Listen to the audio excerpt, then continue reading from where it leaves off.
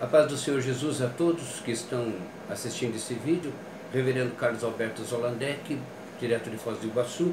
Quero transmitir uma mensagem a partir da palavra do Senhor que está na primeira epístola universal do apóstolo Pedro, capítulo 1, versículo 18, que diz: sabendo que não foi com coisas corruptíveis, como ouro ou prata, que fostes comprados da vossa vã maneira de viver, que por tradição recebeste dos vossos pais, mas com o precioso sangue de Cristo, como de um cordeiro imaculado e incontaminado, o qual, na verdade, em outro tempo foi conhecido, ainda antes da fundação do mundo, mas manifestado nestes últimos tempos por amor de vós. Louvado e bendito seja o santo nome do nosso Senhor e Salvador Jesus Cristo. Queridos irmãos, aqui temos uma verdade tremenda, maravilhosa, e que vai trazer nos pais nos dias de hoje compreensão dentro do que estamos vivendo. O Senhor Jesus, quando na sua missão na terra, quando entre os homens, quando aqui ele chegou para entregar a esta nova e eterna aliança, conduzir-nos à vida eterna através do amor do Senhor, ele então encontrou os ministros, encontrou uma igreja, encontrou os líderes religiosos muito organizados. Tinham, na verdade, bastante poder, inclusive poder em relação política, aonde o próprio Pôncio Pilatos teve dificuldade em livrar Jesus. Para salvaguardar-se junto a Roma, ele permitiu, mesmo contrariado, que Jesus fosse crucificado, porque os líderes, com a sua influência na época, pediram a cabeça, pediram o martírio do Senhor Jesus Cristo. Não o reconheciam, ainda porque Jesus não tinha aquele perfil e não vinha dentro das expectativas que eles acreditavam. Jesus não tinha arma em suas mãos, ele não tinha um exército humano que o acompanhava, e Jesus falava de Deus como Pai e da sua justiça e do seu amor. E isto não era a expectativa dos líderes religiosos da época. Os líderes religiosos tentavam à sua maneira resolver os problemas da época. E Jesus então anunciando o novo e santo evangelho e entregando-se como cordeiro que foi imolado na cruz, isso desagradou sobremaneira. Não era permitido que se reconhecesse isso. Mas por que, queridos irmãos? Por que Jesus não foi reconhecido? Porque Jesus não foi aceito dentro desse contexto. O que espanta é que podemos explicar isso com facilidade no passado.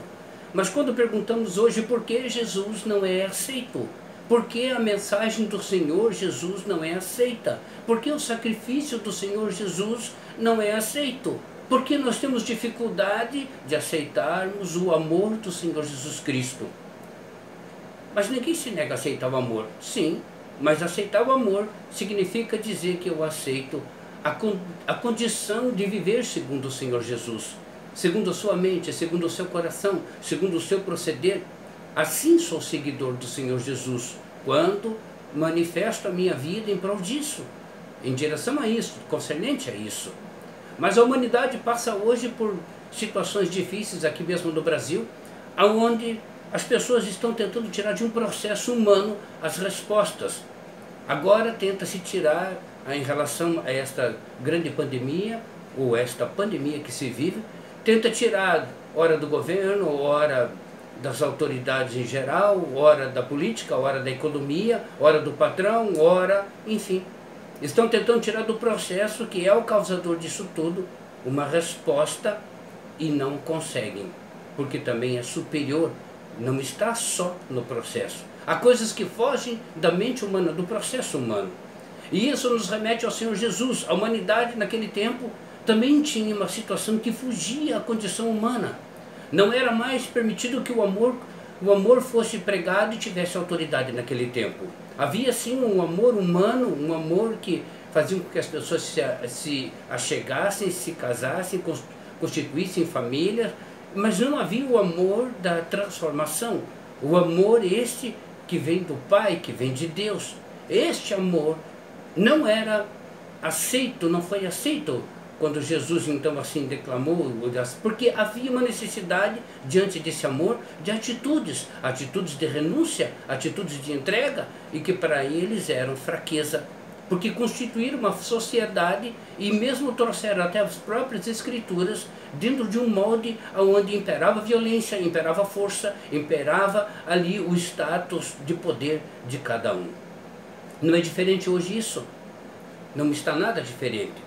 Na época a dificuldade estava no amor, em função de que teria que se mudar todo um proceder, teria que se renunciar a muitas coisas, tal qual aquele jovem rico que o Senhor Jesus que orientou quando ele perguntou o que deveria fazer para estar com o Senhor, e ele disse então: dá tudo o que você tem aos pobres, distribui e me segue.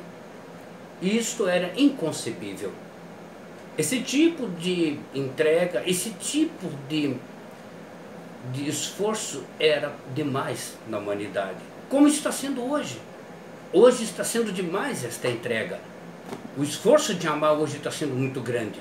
Está sendo quase impossível.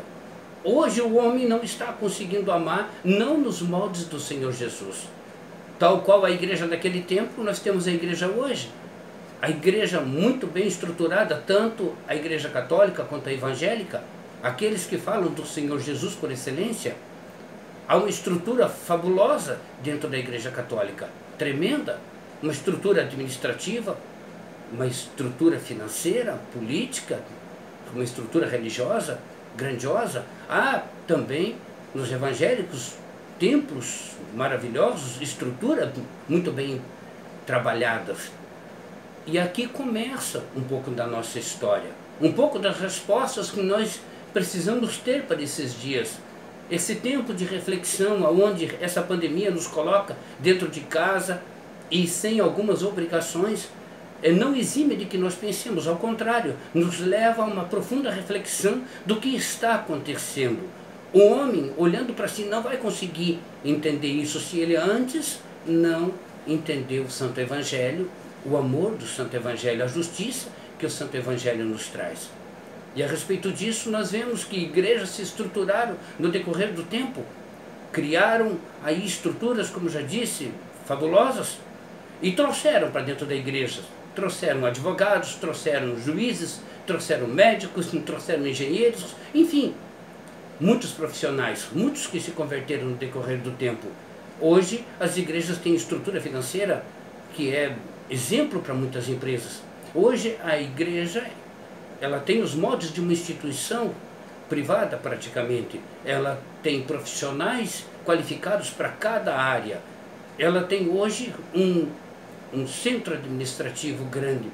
Aliás, dentro da igreja surgiu inclusive a indústria gospel, a indústria dos estúdios gospel, das gravadoras gospel, que hoje ganham também no cenário musical e no cenário financeiro uma expressão fortíssima. O que eu quero dizer com isso? Nós trouxemos, quando trouxemos as pessoas do mundo, quando a igreja então foi buscar pessoas do mundo e as trouxe para dentro, trouxe algo mais, trouxe a convivência, trouxe não só a experiência comercial, mas trouxe também aquilo que eles tinham no mundo. Mas, reverendo, será que é errado então eu ter um médico, e eu ter um engenheiro, eu ter um advogado, e eu ter... Não, claro que não. Em absoluto, jamais eu diria isso. O que eu quero dizer é que nós, trazendo quem quer que seja, do mais humilde à palavra de Deus, até ao mais bem formado, todos precisam passar por uma mesma situação, que é a situação da conversão. Não é errado hoje termos uma igreja estruturada. Aliás, temos que nos estruturar.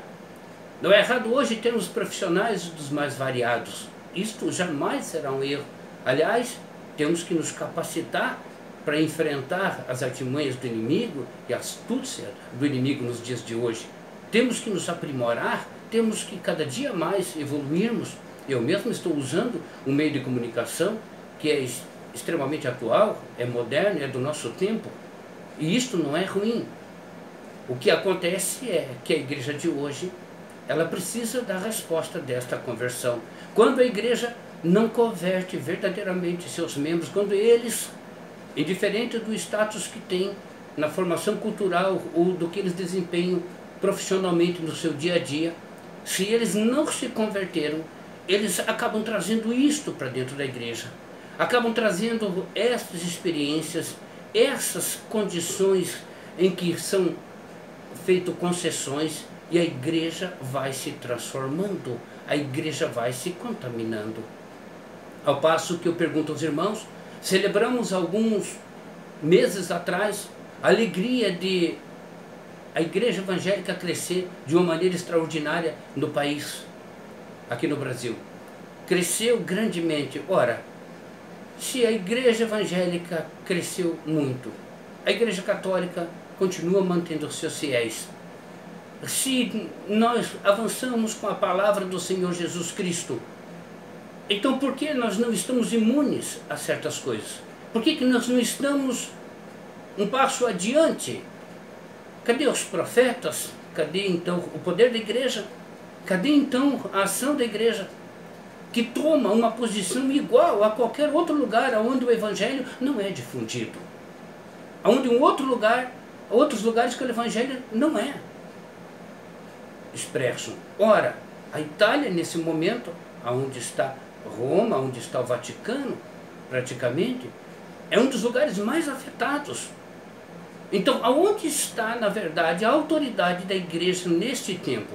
Aonde está a igreja nesse tempo que se faz crescer em número de fiéis, mas não cresce em estatura espiritual? Não haveria de ter aqui uma diferença entre nós e os demais? Não haveríamos de termos nós respostas ou uma postura diferente? E eu falo agora até em termos de postura. O que nós estamos vendo é muitos evangélicos, muitos apavorados, aturdidos, desesperados. Ora, como podemos agir desse jeito? Se temos ouvido a palavra de Deus, se temos no decorrer desses últimos anos cultuado, aprendido a santa palavra de Deus, que é pura verdade, se nós estamos imbuídos nesse evangelho, por que então estamos tão perdidos? Ou esta grande maioria, falo, que está tão nervoso, tão atônito, tão apavorado neste momento. Alguns até à beira de serem socorridos. Há pessoas que estão em pânico. Mas como poderia? Não podemos evitar que um vírus tome a humanidade, se for vontade de Deus. Nós podemos mostrar que aqui há um povo que crê no Evangelho. Aqui há um povo que cresce com o Santo Evangelho. E que a nossa postura é a postura de Jesus, que se preciso for, vamos como cordeiros. Do que estamos fugindo? Estamos tentando agora espremer como foi assim nos tempos de Jesus? Estamos negando a nossa fé? Estamos negando a mensagem do Senhor Jesus Cristo nesses dias, queridos irmãos? Por que estamos apavorados? O que está dentro de nós então? O que temos professado? O que temos aprendido? O que temos nós, nesses últimos tempos, feito dentro das igrejas, quando abrimos a palavra de Deus? O que temos feito nós com os doutores que estão em nossa igreja hoje? O que tem acontecido? Eu hoje questiono se o trabalho que nós temos feito tem sido bem desenvolvido. Se nós, porque a palavra do Senhor, ela é para o leigo ou não. A palavra do Senhor, ela vai porque pelo Espírito Santo de Deus vai instruir. Mas agora eu penso da situação que nós estamos, queridos irmãos, vivendo. Eu penso desta possível contaminação que está havendo conosco. O ser evangélico me lembra muito uma história que eu vi no Facebook. Passei até para os irmãos, já ouviram isso em pregação, um exemplo, pelo menos uma parte deles.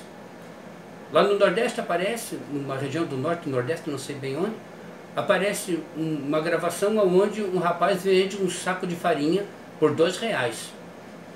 E aí então o outro passa de carro, o que está gravando, e diz: escuta, quanto é a farinha? E ele diz: R$2. Então me faz 5 por 10? E ele disse: não, eu não posso.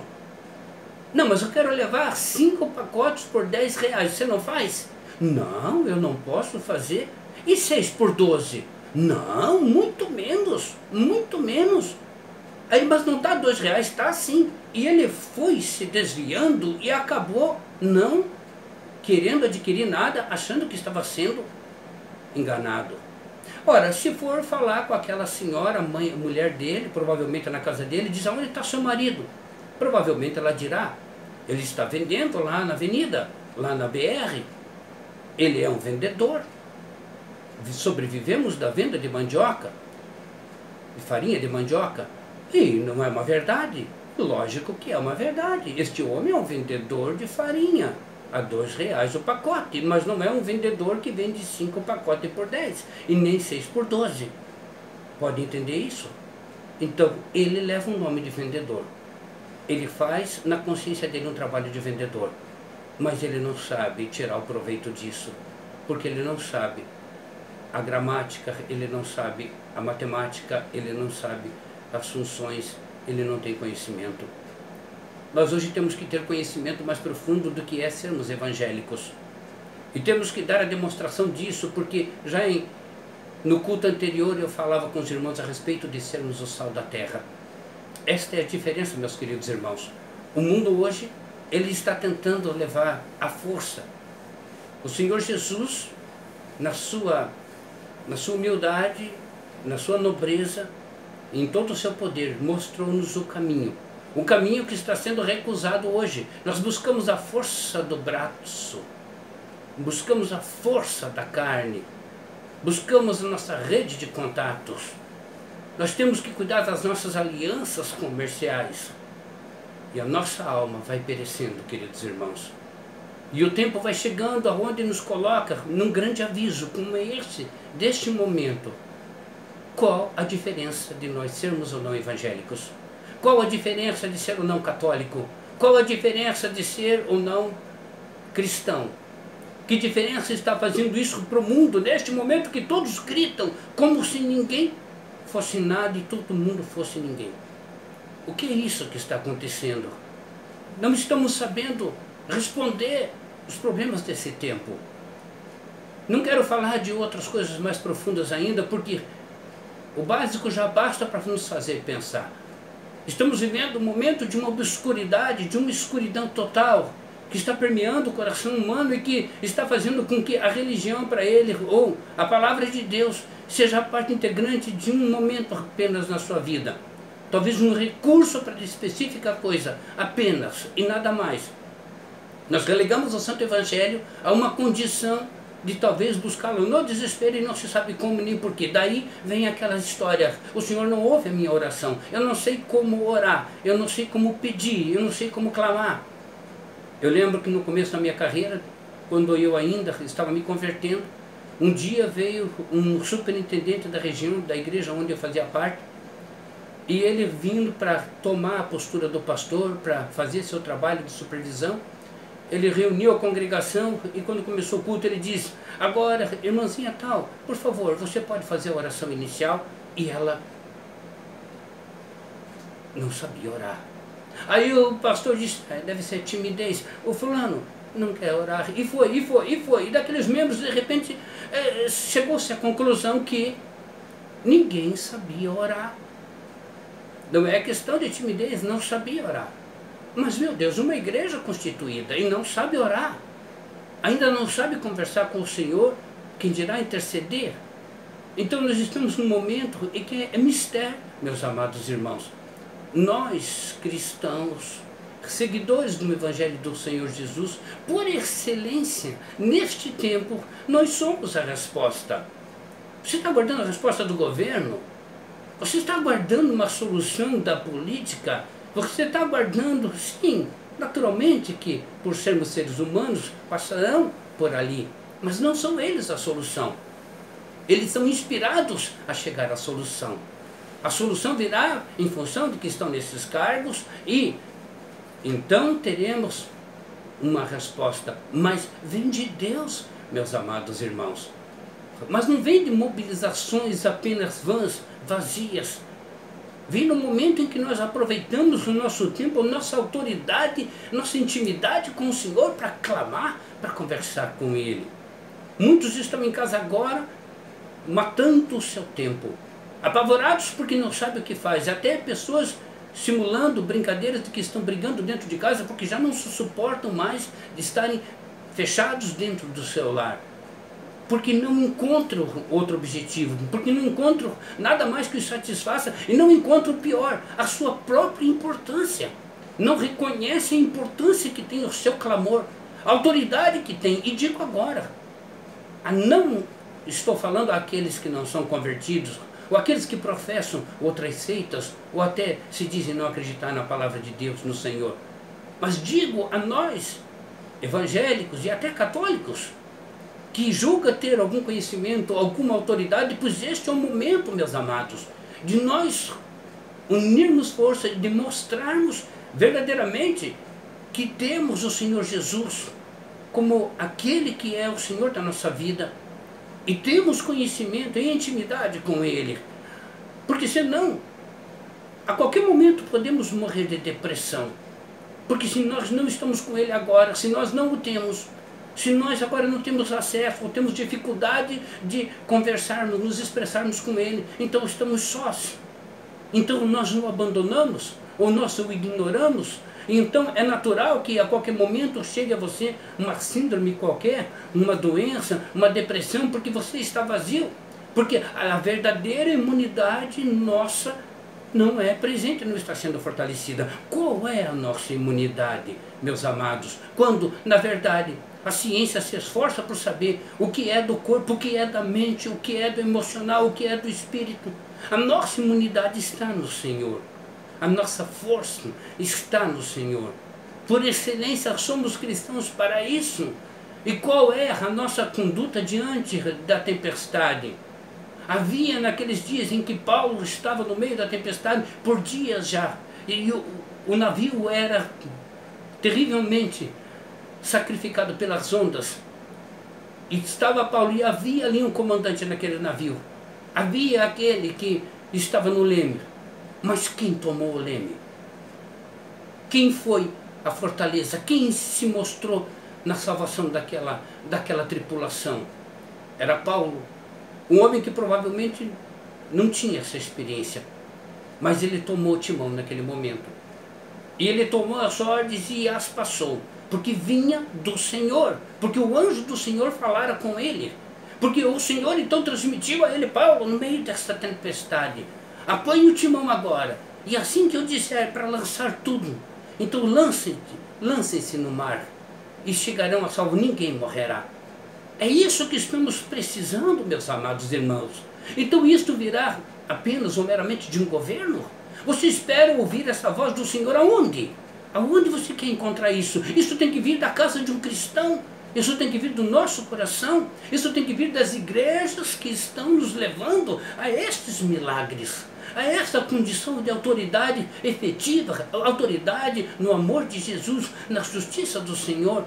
Não aquela autoridade falida daqueles fariseus, daqueles que estavam na mentira, daqueles que tinham uma falsa autoridade, aqueles que estavam acaluniados com o poder da época, aqueles que viviam uma verdade deles e não a de Deus.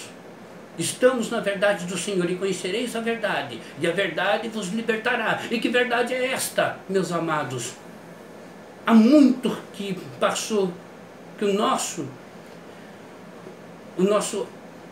nossos patriarcas saíram da terra para ganhar o nosso lugar. Moisés saiu do deserto para que o povo que estava escravizado no Egito. Estamos escravizados hoje. Estamos hoje livres, escravizados. Mesmo gozando de uma pseudo-liberdade, estamos escravizados. E pode estar certo que o escravagismo de hoje, a escravidão de hoje, não é você manter-se no teu lar sob a lei. Não é isto. A escravidão é mental, a escravidão é no coração, é na alma. Nossa alma está chafurdada das coisas do mundo. Jesus, quando esteve e morreu pelos nossos pecados, ele mostrou o preço do pecado e mostrou que o salário do pecado é a morte. E o salário neste tempo do pecado ainda é a morte e continua sendo. E aqueles que ainda estiverem militando no pecado, estão com esta a mesma condição de morte. Estamos morrendo ainda vivos. A morte está sendo anunciada assim, em 32 horas, em 42 horas você pode morrer. Você está andando na rua e cai morto. O que mais nós queremos? Está sendo anunciado para nós a morte ali. E vivos, está sendo anunciado. A qualquer momento você pode contrair este ou qualquer outro vírus, ou qualquer outra bactéria letal, mortal, e te derrubar. Nós queremos o que mais? Mas estamos forçosamente, estamos ainda militando no plano do mundo, no plano do homem, achando que o homem pode conter, achando que as potências podem resolver, achando que as economias podem nos aguentar por este tempo, por aquele mais tempo. Se nós temos a Jesus como nosso porto seguro, como a rocha, em quem devemos verdadeiramente buscar? Agora, pode-se dizer, não, há movimentações, as pessoas estão orando, então é neste ponto que eu quero chegar, queridos irmãos. Se nós estamos orando, se nós estamos agora verdadeiramente crendo e buscando no Senhor, então eu pergunto, quantos somos nós? Quantos somos estes? Porque não parece ser a mesma linguagem de quem crê. Não parece que aquele que crê no Senhor Jesus vai falar de forma diferente, vai falar apavorado, vai falar com medo, vai falar como se fosse um prisioneiro deste tempo, desta constituição de homens. Nós não somos muito mais que isso. Mas por que não estamos agindo assim? Por que estamos cambaleados? Por que estamos desmoronando? Ou por que não aparecemos neste tempo? Então agora eu me remeto às grandes estruturas que estão aí, que têm formado muita gente, que se gaba de ter templos de 10 mil, de 20 mil, de 50 mil, encontros que reúnem 1 milhão, 2 milhões de pessoas. Aonde estão estas pessoas? Aonde estão? Agora é o momento. Alguém diga para estas pessoas que apareçam, por favor. Aquelas que se acham conhecedoras do Evangelho, do verdadeiro amor e que praticam esse amor, que apareçam, por favor. Não se escondam mais. Não estejam escondidos. Não estejam agora sob essa égide deste tempo de medo, deste tempo de faz de conta, de mentiras, esse tempo de blefe, esse tempo de mentira por todo lado. Cadê? Aonde estão os verdadeiros cristãos? Não apenas os que falam bonito, não apenas os que agora se manifestam como potência. Então, mediante a tua potência, o teu tamanho, mostre então a envergadura deste Evangelho também. É isso que estamos aguardando, esperando. É isso que eu espero promover dentro da minha igreja. Que os irmãos se fortaleçam, porque é hora de nós apresentarmos. O meu grupo ainda é um grupo pequeno. E eu reconheço que sou muito pequeno. Mas assim cobro ainda de mim e destes. Agora eu pergunto aos grandes grupos, aonde estão? Aonde estão? É hora de vocês aparecerem. É hora de nós calarmos. Nós queremos apresentarmos dentro dos mesmos microfones que estão elegendo políticos e autoridades desse tempo. Estamos ocupando o mesmo espaço de estrelas de cinema, estrelas da música. O nosso aparecer é outro. O nosso aparecer é como Jesus. E ele tem que vir com poder. Ele tem que vir de uma forma diferenciada. É tempo de se unir. É tempo de buscar a verdadeiros adoradores, os verdadeiros praticantes da palavra de Deus. É o momento agora, e eu peço